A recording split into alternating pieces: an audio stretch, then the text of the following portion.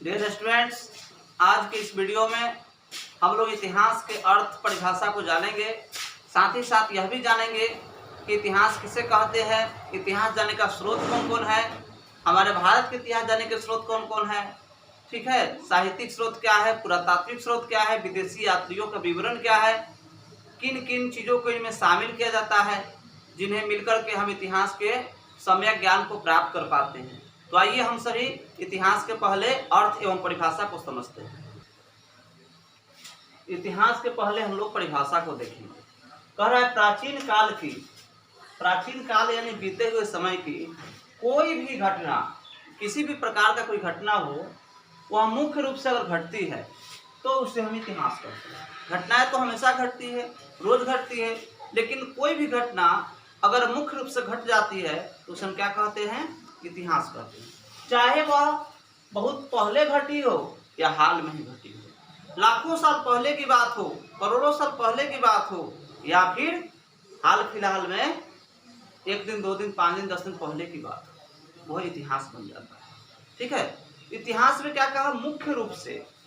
जैसे अगर किसी जगह पे प्रतिदिन कोई जाते हैं, वह इतिहास नहीं होगा, लेकिन उसी जगह पर कोई बहुत बड़े वैज्ञानिक आ जाते हैं, कोई बहुत बड़े देश के राष्ट्रपति आ जाते हैं, प्रधानमंत्री आ जाते हैं, तो वह क्या बन जाता है, इतिहास बन जाता है।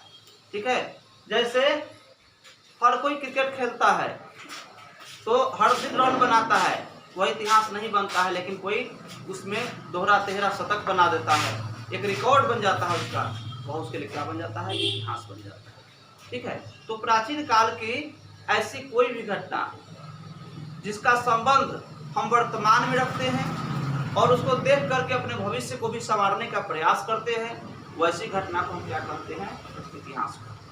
फिर कहा इतिहास अतीत का दर्पण है। दर्पण का मतलब होता है आईना, शीशा, जिसमें हम अपने चेहरा को देखते हैं। उसी प्रकार से जब हम इतिहास को पढ़ते हैं, इतिहास को जानते हैं, तो उससे पता चलता है कि हमारा अतीत कैसा था, हमारा बीते हुआ समय कैसा था, हमारे पूर्वज कैसे थे, हमारे देश के जो भी नागरिक थे, जो भी यहाँ के शासन की पद्धति था, जो यहाँ के लोगों की जीवन शैली था, वह किस प्रकार का था, लोगों का सामाजिक जीवन कैसा था, धार्मिक जीवन कैसा था, आर्थिक जीवन कैसा था, राजनीतिक जीवन कैसा था, इत्यादि समुचित रूप से हम जो जान पाते हैं वह किसके द्वारा जान पाते हैं, इतिहास के द्वारा जान पाते हैं। इसलिए हमारे इतिहासकारों ने कहा कि इतिहास अतीत का दर्पण है। आगे कहा गया कि इतिहासकार जो कहते हैं वही इतिहास है। इतिहासकार जो लिख दिए, जो कह दिए, वह क्या बन जाता है, इतिहास बन जाता है, और वो हमेशा सत्य और प्रमाणित बातों को ही लिखते हैं। और इतिहास के पिता यानी इतिहास के जनक के रूप में हेरोडोटस को जाना जाता है, ये हमेशा बात याद रखना है। ठीक है, अब हम लोग जानेंगे इतिहास जानने के स्रोत। इतिहास हम लोग जान चुके हैं कि इतिहास किसे कहते हैं। अब इतिहास जानने के स्रोत को हम लोग यहाँ पर देखेंगे। तो इतिहास जानने के मुख्यतः 3 स्रोत होते हैं, पुरातात्विक स्रोत, साहित्यिक स्रोत और विदेशी यात्रियों के विवरण। तो ये 3 प्रकार के हमारे इतिहास जानने के स्रोत होते हैं। कौन कौन, पुरातात्विक स्रोत, साहित्यिक स्रोत और विदेशी यात्रियों के विवरण। अब पुरातात्विक स्रोत में क्या क्या है सो देखिए। पुरातात्विक स्रोत में शिलालेख, अभिलेख, गुहालेख, मुद्राएं, स्मारक, मूर्तियां, चित्रकला, बाट इत्यादि जो चीज आते हैं, कोई भवन, ठीक है, किसी बर्तन का अवशेष, कहीं पर कोई गुफा में कुछ लिखा हुआ है यानी गुहा लेख, स्तंभ लेख, कोई खंभा पर कुछ लिखा हुआ है।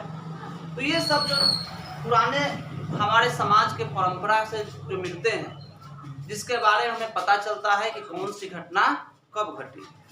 आज हम हमारे समाज में देखते हैं, जब कुछ कहीं पर सड़क का निर्माण होता है तो वहाँ पर पत्थर पर अंकित किया जाता है कि अमुक सांसद के कोष से, विधायक के कोष से इस सड़क का निर्माण किया गया, इसकी लंबाई इतनी है, चौड़ाई इतनी है, इसमें लागत इतना है।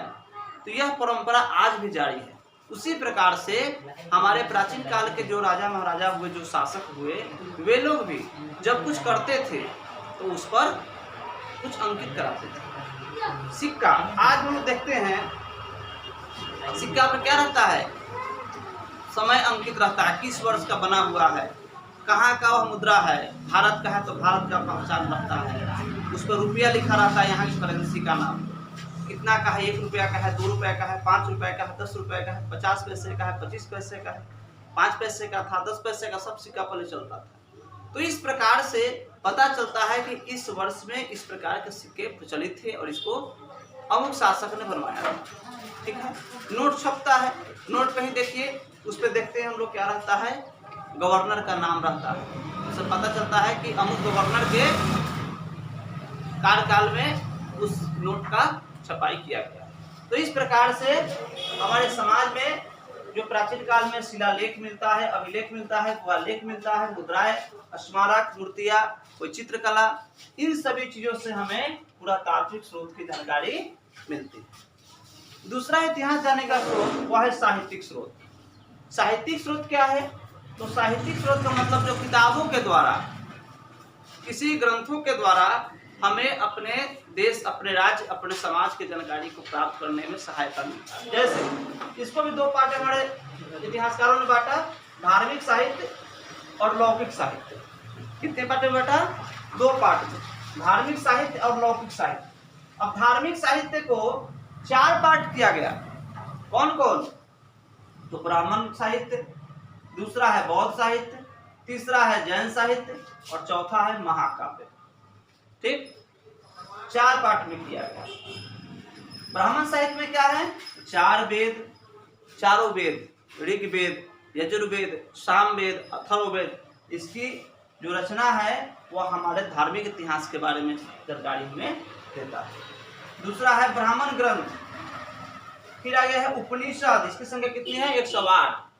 फिर है पुराण, इसकी संख्या है 18। अरण्यक, वेदांग, वेदांग कितने हैं? 6 है वेदांग, वेदांग 6 होते हैं। ठीक है, उसके बाद है स्मृति साहित्य। तो इतने जो ग्रंथ हैं ये किसके श्रेणी में आते हैं? ब्राह्मण साहित्य के श्रेणी में आते हैं। इससे हमें साहित्यिक जानकारी मिलता है। फिर क्या है? बौद्ध साहित्य।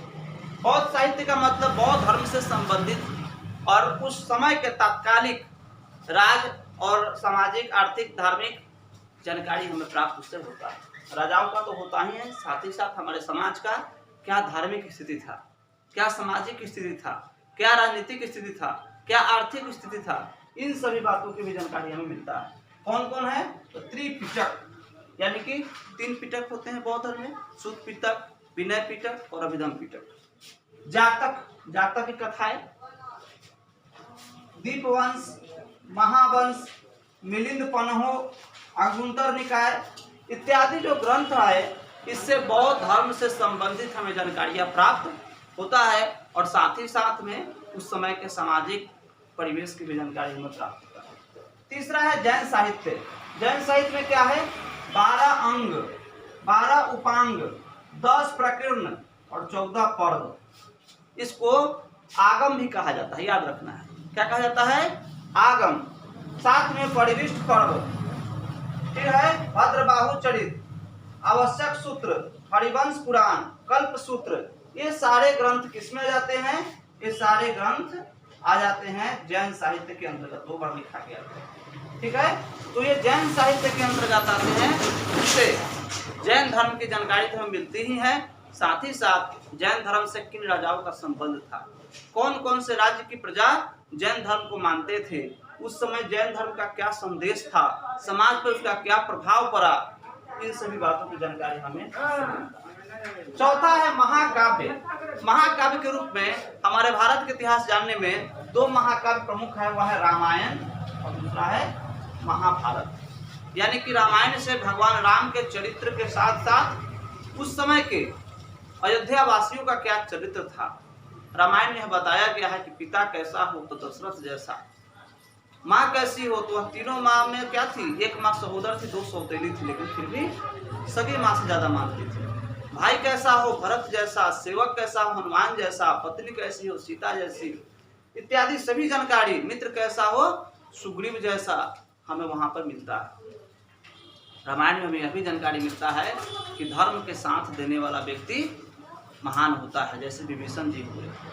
ठीक है, अधर्म का जो भी साथ दिया, रावण के दरबार में रहा न कुल कोई, रोवन हारा, सबके सब मारा गया, लेकिन विभीषण जी धर्म का साथ दिए, अंततः वह वहाँ के राजा बने। तो यह हमें रामायण से जानकारी मिलता है, उस समय के सामाजिक आर्थिक बहुत सारे परिवेश की जानकारी हमें मिलता है। आगे है महाभारत। महाभारत भी एक बहुत महाग्रंथ है, बहुत मोटा ग्रंथ है और इसके कई पार्ट हैं। इसका एक पार्ट है श्रीमद् भागवत गीता, उसके बारे में लोग अभी अगले क्लास में वीडियो पर डालेंगे। तो इससे भी बहुत सारे जानकारी हमें समाज में क्या परिवार का स्थिति था, कितने प्रकार के विवाह होते थे, गुरु शिष्य का क्या परंपरा था, राज का क्या परंपरा था, ठीक है, सती प्रथा का क्या प्रमाण मिलता है, इन सभी चीज़ों को हम लोग महाभारत के अंतर्गत देख सकते हैं। ठीक है, जाति व्यवस्था को देख सकते हैं।